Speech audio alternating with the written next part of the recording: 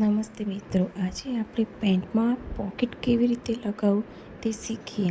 તેના માટે સૌપ્રથમ આપણે કાપડને 2 ભાગમાં વાળી દઈશું અને ત્યાર પછી આપણે 11 ઇંચનું લંબાઈ લઈશું. તમે તમારે એને વધારવી હોય તો પણ તમે વધારી શકો છો અને પહોળાઈ મેં 6 ઇંચ રાખી છે.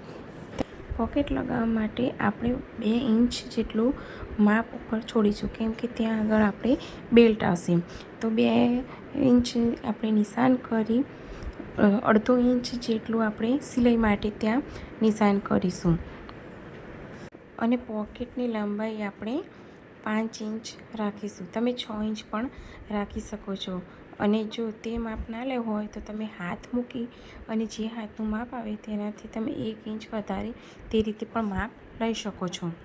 હવે આપણે જે માપ દોર્યું છે તેના ઉપર આપણે જે પોકેટ માટે કાપડનું કટિંગ કર્યું હતું તેને બરોબર રીતે સેટ કરી દઈશું અને તેના ઉપર જે રીતે ડ્રોઈંગ કર્યું હતું તે પ્રમાણે આપણે સીધી સિલાઈ લગાવીશું અને બરાબર સેટ કરી અને તેના જે બંને ખૂણા હોય ત્યાં આપણે એક નાનો કટ લગાવી દઈશું. કટ લગાવ્યા પછી જે વધારાનું કાપડ હોય તેને આપણે કાપી લઈશું.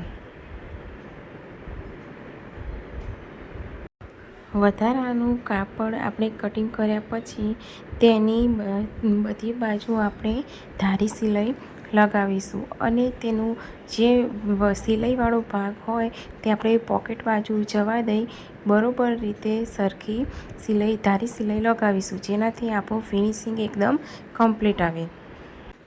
આપણે અડધા જ ભાગમાં સિલાઈ લગાવી હતી, તો બાકીનો જે બીજો અડધો ભાગ હતો તેને બરાબર રીતે ઉપર વાળી દઈશું અને તે હલી ના જાય તેના માટે આપણે ટોકણી પણ લગાવી દઈશું.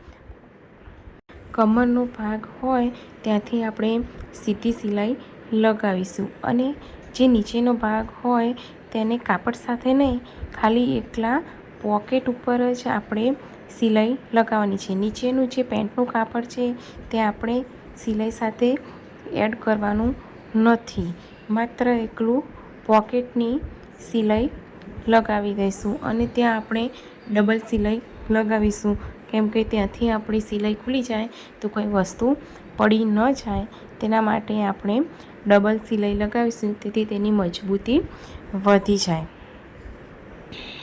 ઉપરના ભાગે આપણે જેટલું 2 ઇંચ જેટલું ગેપ રાખી હતી ત્યાં જ આપણે સિલાઈ લગાવવાની છે. વચ્ચેના ભાગે પાછું ગેપ રાખી અને નીચેના ભાગે ફરીથી સિલાઈ લગાવવાની છે.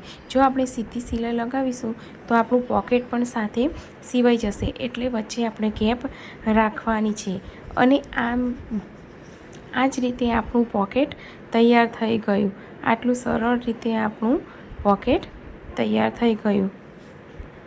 જો તમે પણ આ જ રીતે પોકેટ બનાવશો તો તમારું પણ આટલું સરળ રીતે પોકેટ તૈયાર થઈ જશે. અને જો તમને મારો આ વિડીયો ગમ્યો હોય તો વિડીયોને લાઇક, શેર અને સબસ્ક્રાઈબ જરૂરથી કરજો. ધન્યવાદ.